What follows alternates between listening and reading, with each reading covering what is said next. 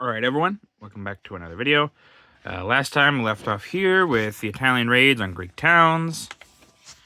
We are now on to here. The 7th of December, 1940. HMS Kelly in service again. Oh, 1 second. Oh boy, okay. Sorry about that. The British flotilla leader, Kelly, was torpedoed off the German coast in May. Badly damaged, she was towed across the North Sea to England, where she underwent repair. The first imitation of her adventure was the announcement made in December that she was again on active service. This picture, taken from another warship, shows a member of her crew being transferred to another vessel. So there we see.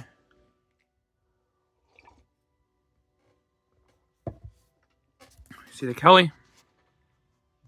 Yeah, and that would be a blow to Germany, right? So like, oh, hey, we destroyed the Kelly.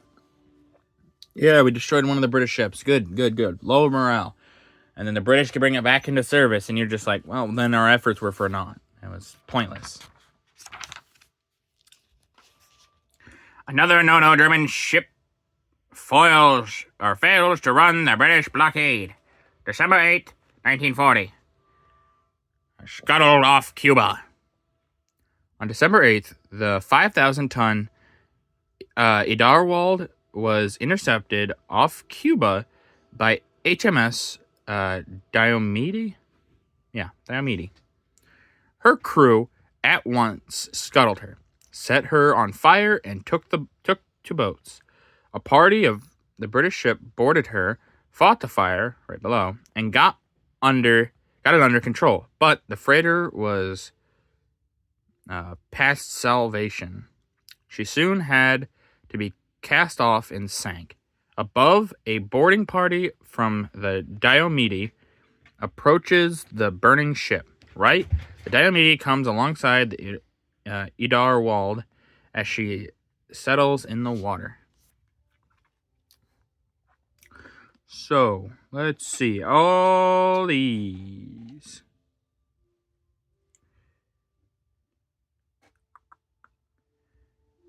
This is the, this is taken from the, obviously, the picture of the Diomi coming up alongside the Idarwald. Yeah, Idarwald. Sure, we'll go with that. And as you can see, yeah, it's billowing smoke. There's the men. At the right below, we have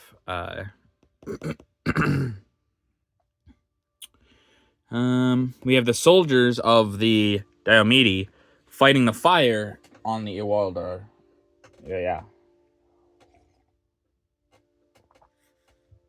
Doing their best, basically, but obviously, like, it was for naught.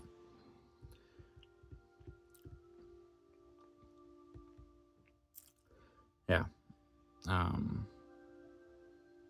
Oh. Now, this is these guys going to save this ship. That's what this is. These are the guys from the Diomi going to save this ship. I was misunderstanding, but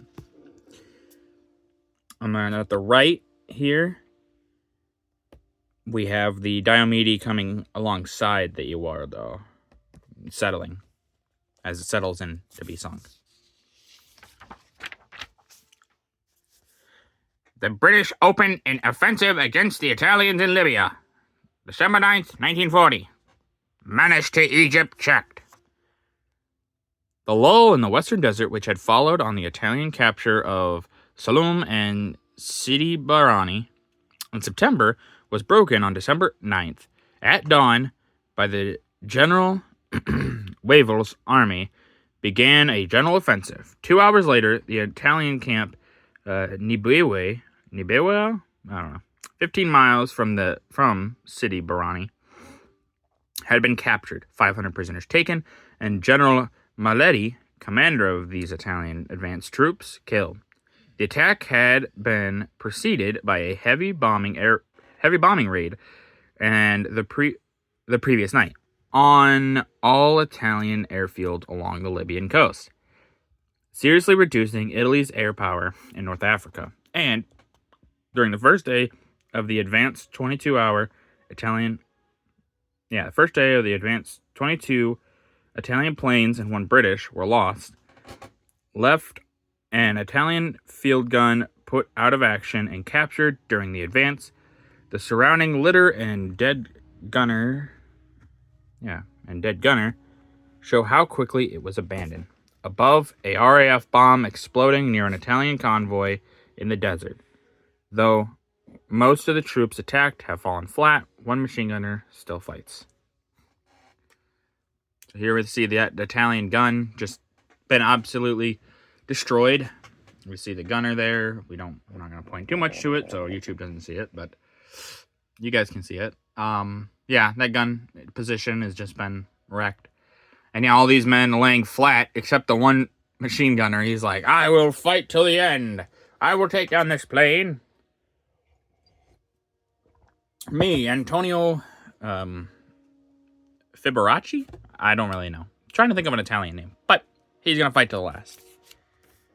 Last bullet. Italian forces driven from Sidi Barrani and Salome. December 11th to 16th, 1940. Invaders expelled from Egypt. On December 11th, Sidi Barrani was reoccupied and 3 Italian generals with many other prisoners were taken. On December 16th, Salome fell against again into British hands, and Egypt was freed from the invader.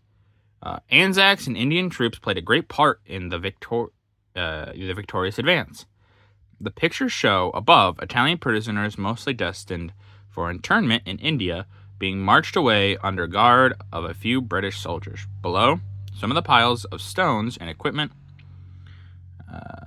left behind by the enemy and their flight being loaded onto a captured Italian lorries by Italian prisoners. Right above, a gun howitzer protected by a dust cover from the sand passing through Sidi Barrani. Below, a signpost at Salome pointing the way for the next British advance. So here we see those Italian prisoners being marched off. And then, they will get interned at India. Obviously put them in India because it's far away from Europe. So, and technically Canada would be farther, but I think maybe the same distance, honestly. But put them in India. They ain't gotten nowhere. And there we see the Italian prisoners loading their guns and ammunition, basically. Their guns and equipment onto, British stuff that they actually loading them onto a captured Italian truck. So that must feel ironic. Here we see those howitzer getting transported through Sidi Barrani. And here we see, like they said, the next attack for the British. Solombardia and Solom Capizzo.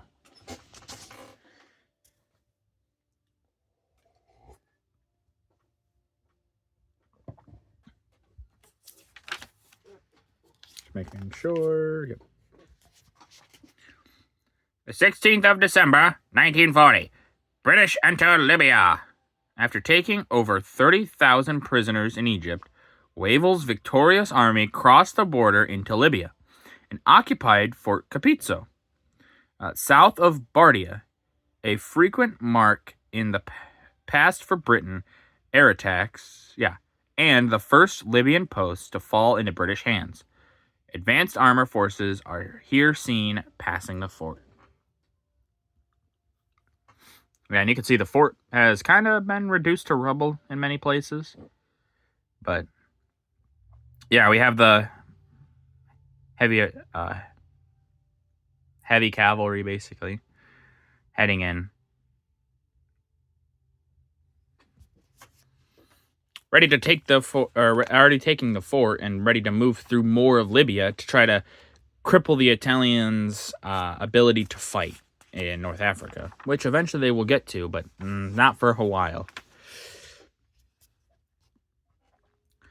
artillery and tank units in final phase of attack on Bardia. December 1940. Surrounding doomed Bardia. The advance on Bardia by land and air forces began on the 16th of December. An inner circle of mobile units supported by infantry and guns closed up around the port, which was continuously harassed by heavy artillery fire. The picture shows, top left, a howitzer and right artillery bombarding the town. Bottom, giant tanks operating over the sandy wastes as the British forces close in. There we see the howitzer and the general artillery firing on the city. Yeah, they're trying to soften it up, getting them more weak and weak and weak, hoping that it'll just be an easy drive through. And here we see the heavy tanks. And yeah, look at these heavy tanks. These things look menacing, although they have kind of tiny guns. Tiny guns don't really help sometimes, if that's even a gun. That might not even be a gun. That might just be like something else. I'm not really sure. An antenna? Of some sort? Who's to say? Alright, well that's going to do it for this video. If you guys liked the video, leave a like. If you didn't, leave a comment. Tell me what I can improve on. It's always great to hear your feedback. And as always, subscribe. It really does help out the channel. Thank you.